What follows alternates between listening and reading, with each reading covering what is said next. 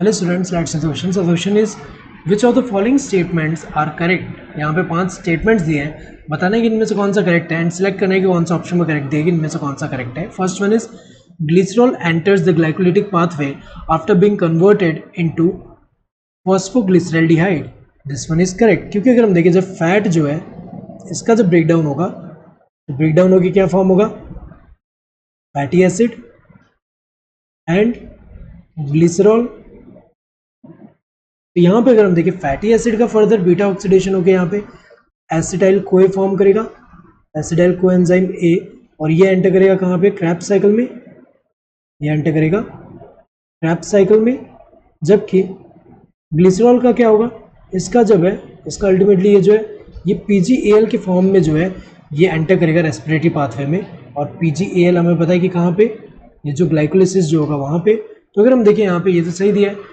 In fermentation there is a net gain of only 2 ATP molecules for each molecule of glucose that is respired. ये correct दिया हुआ है. यहाँ पे जो फर्मेंटेशन होता है उसमें ओनली नेट गेन कितना हो रहा है, ओनली 2 molecules of ATP. ये तो करेक्ट दिया है.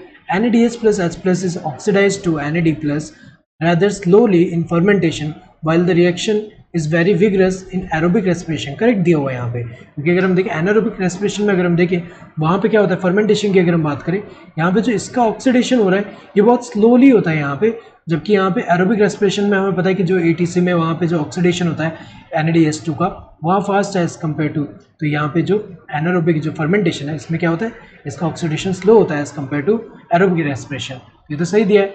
If fatty acids are to be respired they are first degraded into acetyl CoA. सही दिया हुआ है. अगर इसका रेस्पिरेशन होता है फैटी एसिड का तो पहले कन्वर्ट होगा किसमें, एसिटाइल कोए में, जो कि एंटर करेगा क्रेब्स साइकिल में. सही दिया है. In animal cells such as muscle cell during exercise when oxygen is inadequate pyruvic acid is converted to lactic acid.